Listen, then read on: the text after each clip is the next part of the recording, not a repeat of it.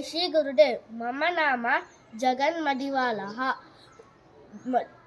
चतुरकाकः कथं कथयामि। एकः काकः अस्ति। काकस्य पिपासा अस्ति। काकः अत्र पश्यति, जलं नास्ति, तत्र पश्यति, जलं नास्ति। सः सर्वत्र पश्यति, कुत्रापि जलं नास्ति।